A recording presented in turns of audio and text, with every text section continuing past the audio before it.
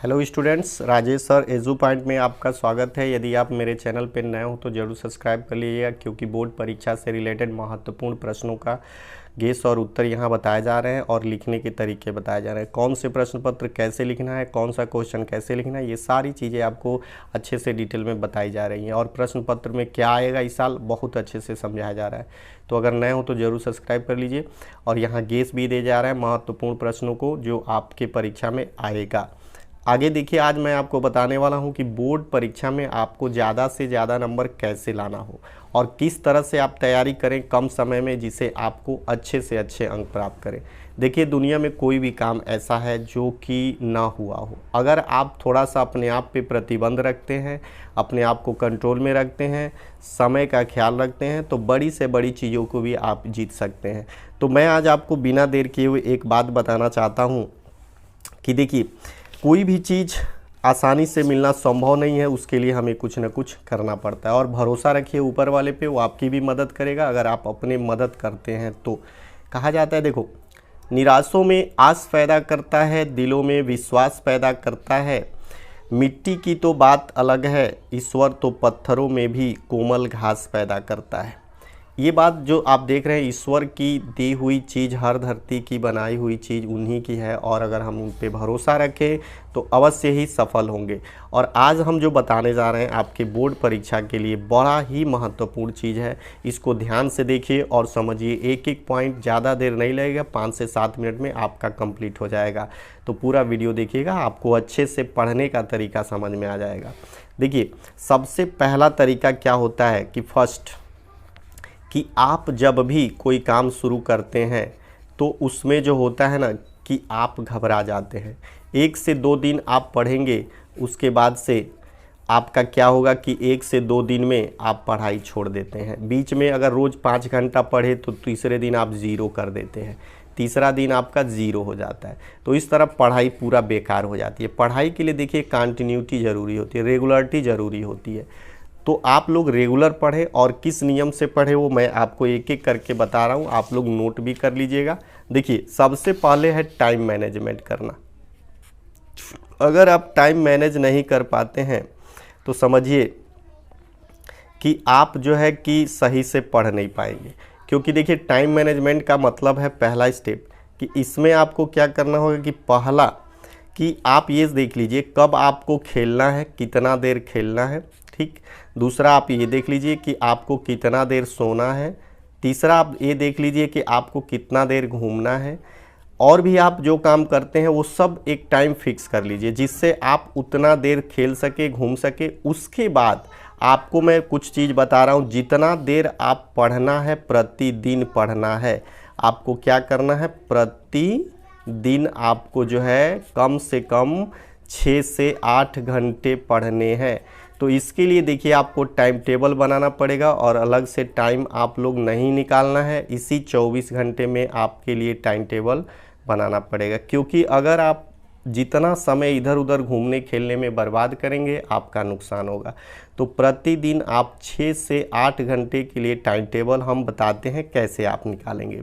तो कितना देर पढ़ना है ये आप लोग तय कर लेंगे। उसके बाद देखिए, मैं आपको बता रहा हूँ कि अगर इन नियमों को आप फॉलो करते हैं तो आपके अंदर ज़बरदस्त बदलाव आने शुरू हो जाएंगे। अगर आप लोगों को भरोसा नहीं है तो कम से कम इसका उपयोग महीना दिन करके देखिए। 1 महीना, अगर 1 महीना नहीं कर सकते तो 21 दिन तो करके देखिए, आपके अंदर ज़रूर बदलाव आएगा। ऐसा नहीं है कि ये सब बेकार की चीज़ें और बेकार की बातें, हमने खुद इसका उपयोग किया है। अब देखिए, इसके बाद आपको क्या करना होगा कि रोज़ सुबह 4 बजे आपको तो जगना ही है। रोज़ सुबह 4 बजे आप जगेंगे। सुबह जो है 4 बजे पर डे आपको जगना है, प्रतिदिन आप जग जाएंगे।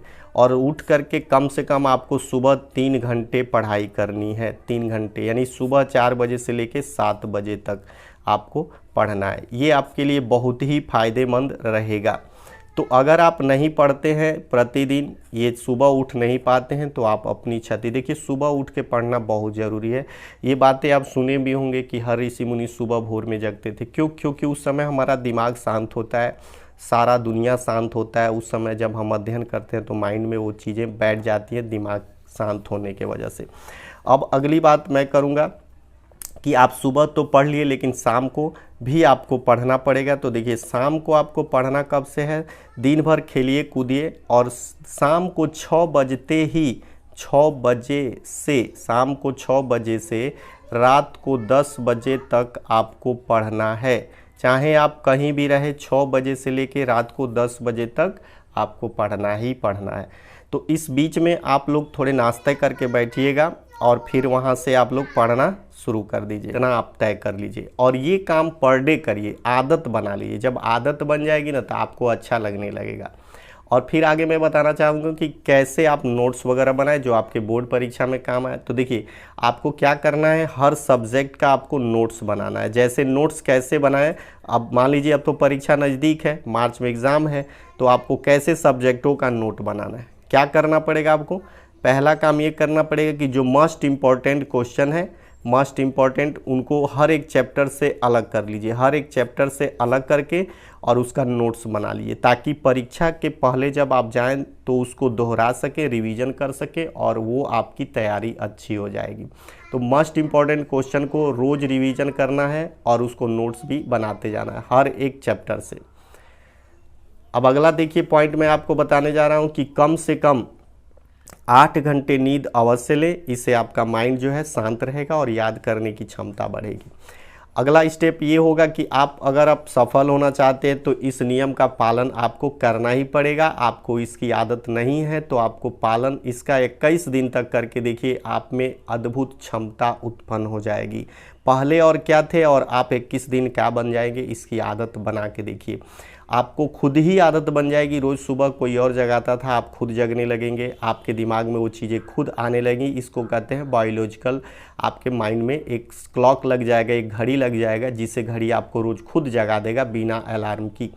आगे मैं आपसे बताऊं कि अगर हो सकता है कि इतना कुछ करने के बाद आपका पढ़ाई में मन नहीं लग रहा है, तो आपको मैं बताते चलूं कि कुछ चीज़ें हैं जिसे देख करके आप खुद ही सुधर जाओगे। देखो आप बहुत घूमते हो, खेलते हो, तो एक बार क्या करो, सच्चे दिल से और मन से आप क्या करो कि घर से निकल जाओ और बाहर जा कर के देखो मजदूर लोग जो अनपढ़ हैं, नहीं पढ़े लिखे हैं, कितना हार्ड वर्क करके दिन भर पैसा कमाते हैं।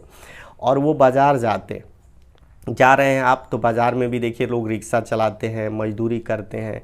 अगर ये बात आपको उस तरह से भी ना समझ में आए तो अपने माता पिता को देख लीजिए। आप अपने घर पे अपने माता पिता को देखिए, वो लोग कितना हार्ड वर्क करते हैं। किसके लिए हार्ड वर्क करते हैं, वो आपके लिए।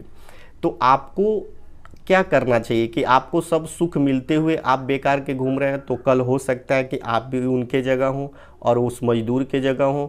अगर आप नहीं पढ़ेंगे तो ये तो संभव है कि वहाँ आपको भी पहुँचना है। तो ये सारी चीज़ें अगर सोचेंगे और आप सोच करके पढ़ना शुरू करेंगे कि मुझे तो सिर्फ पढ़ना ही है कमरे में रह करके, तो आप 8 घंटा क्या, आप 16 घंटा भी पढ़ सकते हैं। और अगली बात ये होगा कि अगर आज आप मेहनत कर रहे हैं तो कल आपको उसका अच्छा परिणाम जरूर मिलेगा।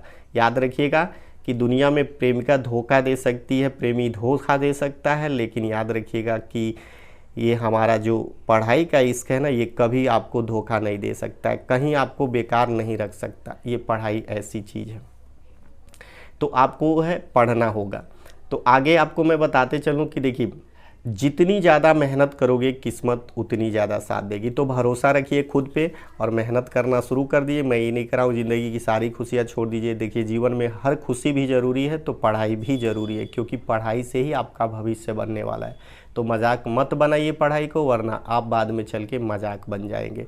आज आप 18 घंटा मौज मस्ती करते हैं तो एक समय आएगा कि आपको 18 घंटा काम करने पड़ेंगे और तब जाके आपके परिवार की रोजी रोटी चलेगी। 18 घंटे तक काम करके 8 घंटे पढ़ते हैं तो आने वाले समय में आपका ज़िंदगी बहुत ही सुखमय होगा। तो पढ़ना शुरू कर दीजिए, समय कम है, बोर्ड परीक्षा मार्च में ही, आधे मार्च से लगभग 10-15 मार्च से स्टार्ट हो ही जाएंगे। तो इसलिए आप लोग ध्यान से पढ़ना शुरू कर दिए। जितना मैं बता रहा हूँ, जैसे जिस सब्जेक्ट को बता रहा हूँ उस तरीके से तैयारी करते चलिए। और नए हो तो मेरे चैनल से ज़रूर जुड़ जाइए, इससे आपको बोर्ड परीक्षा में बहुत ही ज़बरदस्त फ़ायदा होने वाला है। तो मिलते हैं अगले वीडियो में, तब तक के लिए धन्यवाद।